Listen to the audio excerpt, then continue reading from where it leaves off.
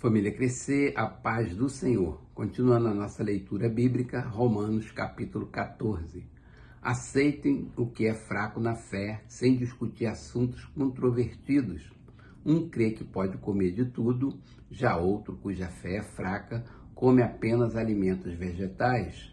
Aquele que come de tudo não deve desprezar o que não come, e aquele que não come de tudo não deve condenar aquele que come, pois Deus o aceitou. Quem é você para julgar o servo alheio? É para o seu Senhor que ele está de pé ou cai, e ficará de pé, pois o Senhor é capaz de o sustentar. Há quem considere um dia mais sagrado que o outro, há quem considere iguais todos os dias. Cada um deve estar plenamente convicto em sua própria mente. Aquele que considera um dia como especial, para o Senhor assim o faz. Aquele que come carne, come para o Senhor, pois dá graças a Deus. E aquele que se abstém, para o Senhor se abstém e dá graças a Deus. Pois nenhum de nós vive apenas para si, e nenhum de nós morre apenas para si. Se vivemos, vivemos para o Senhor. E se morremos, morremos para o Senhor. Assim, quer vivamos, quer morramos, pertencemos ao Senhor. Por esta razão, Cristo morreu e voltou a viver, para ser Senhor de vivos e de mortos. Portanto, você, por que julga seu irmão? E por que despreza seu irmão? Pois todos compareceremos diante do tribunal de Deus, porque está escrito: por mim mesmo jurei, diz o Senhor, diante de mim todo joelho se dobrará e toda língua confessará que sou Deus. Assim, cada um de nós prestará conta de si mesmo a Deus. Portanto, deixemos de julgar uns aos outros. Em vez disso, façamos o propósito de não colocar pedra de tropeço ou obstáculo no caminho do irmão. Como alguém que está no Senhor Jesus, tenho plena convicção de que nenhum alimento é por si mesmo impuro, a não ser para quem assim o considere. Para ele é impuro. Se o seu irmão se entristece devido ao que você come, você já não está agindo por amor. Por causa da sua comida, não destrua seu irmão, porque em Cristo morreu. Aquilo que é bom para vocês não se torne objeto de maledicência, pois o reino de Deus não é comida nem bebida, mas justiça, paz e alegria no Espírito Santo. Aquele que assim serve a Cristo é agradável a Deus e aprovado pelos homens. Por isso, esforcemo-nos em promover tudo quanto conduz à paz e à edificação mútua. Não destrua a obra de Deus por causa da comida. Todo alimento é puro, mas é errado comer qualquer coisa que faça os outros tropeçarem. É melhor não comer carne, nem beber vinho, nem fazer qualquer outra coisa que leve seu irmão a cair. Assim, seja qual for o seu modo de crer a respeito destas coisas, que isso permaneça entre você e Deus. Feliz é o homem que não se condena naquilo que aprova. Mas aquele que tem dúvidas é condenado se comer, porque não come com fé, e tudo que não provém da fé é pecado. Capítulo 15. Nós, que somos fortes, devemos suportar as fraquezas dos fracos e não agradar a nós mesmos. Cada um de nós deve agradar ao seu próximo, para o bem dele, a fim de edificá-lo, pois também Cristo não agradou a si próprio, mas, como está escrito, os insultos daqueles que te insultam caíram sobre mim. Pois tudo que foi escrito no passado foi escrito para nos ensinar, de forma que por meio da perseverança e do ânimo procedentes das Escrituras mantenhamos a nossa esperança.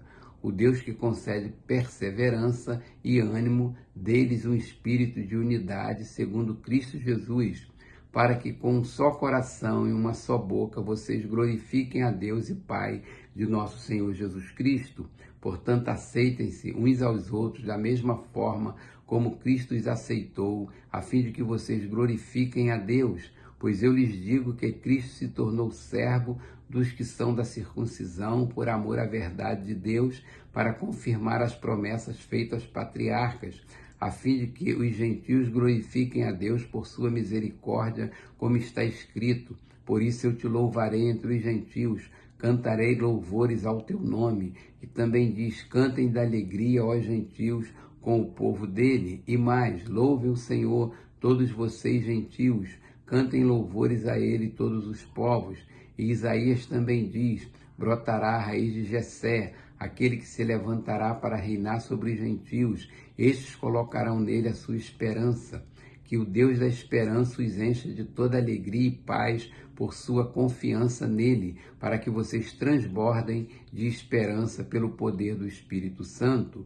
Meus irmãos, eu mesmo estou convencido de que vocês estão cheios de bondade e plenamente instruídos, sendo capazes de aconselhar-se uns aos outros. A respeito de alguns assuntos, eu lhes escrevi com toda franqueza, como para fazê-los lembrar-se novamente deles, por causa da graça que Deus me deu, de ser um ministro de Cristo Jesus para os gentios, com o dever sacerdotal de proclamar o Evangelho de Deus, para que os gentios se tornem uma oferta aceitável a Deus, santificadas pelo Espírito Santo. Portanto, eu me glorio em Cristo Jesus, em meu serviço a Deus. Não me atrevo a falar de nada, exceto daquilo que Cristo realizou por meu intermédio, em palavras e em ação, a fim de levar os gentios a obedecerem a Deus, pelo poder de sinais e maravilhas e por meio do poder do Espírito de Deus. Assim, desde Jerusalém arredores até o Ilírico, proclamei plenamente o Evangelho de Cristo. Sempre fiz questão de pregar o Evangelho onde Cristo ainda não era conhecido, de forma que não estivesse edificando sobre alicerce de outro. Mas antes, como está escrito, hão de vê-lo aqueles que não tinham ouvido falar dele, e o entenderão aqueles que não o haviam escutado. É por isso que muitas vezes fui impedido de chegar até vocês. Mas agora, não havendo nestas regiões nenhum lugar em que precise trabalhar, e visto que há muitos anos anseio vê-los, planejo fazê-lo quando for à Espanha. Espero visitá-los de passagem e dar-lhes a oportunidade de me ajudar em minha viagem para lá, depois de ter desfrutado um pouco da companhia de vocês. Agora, porém, estou de partida para Jerusalém a serviço dos santos, pois a Macedônia e a Acaia tiveram a alegria de contribuir para os pobres dentre os santos de Jerusalém. Eles tiveram prazer nisso e, de fato, são devedores a eles, pois se os gentios participaram das bênçãos espirituais dos judeus, devem também servir aos judeus com seus bens materiais. Assim, depois de se completar essa tarefa e de ter a certeza de que eles receberem esse fruto, irei à Espanha e visitarei vocês de passagem. Sei que, quando for visitá-los, irei na plenitude da bênção de Cristo.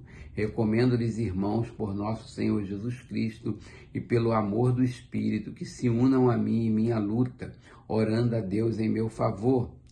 Orem para que eu esteja livre dos descrentes da Judéia e que o meu serviço em Jerusalém seja aceitável aos santos, de forma que, pela vontade de Deus, eu os visite com alegria e, juntamente com vocês, desfrute de um período de refrigério.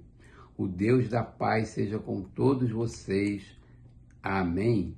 Capítulo 16. Recomendo-lhes nossa irmã Febe, serva da igreja em Cencreia. Peço que a recebam no Senhor de maneira digna dos santos e lhe prestem a ajuda de que venha necessitar, pois tem sido de grande auxílio para muita gente, inclusive para mim. Saúdem Priscila e Áquila, meus colaboradores em Cristo Jesus, arriscaram a vida por mim. Sou grata a eles, não apenas eu, mas todas as igrejas dos gentios. Saúdem também a igreja que se reúne na casa deles. Saúdem meu amado irmão Epeneto, que foi o primeiro convertido a Cristo na província da Ásia. Saúdem Maria, que trabalhou arduamente por vocês.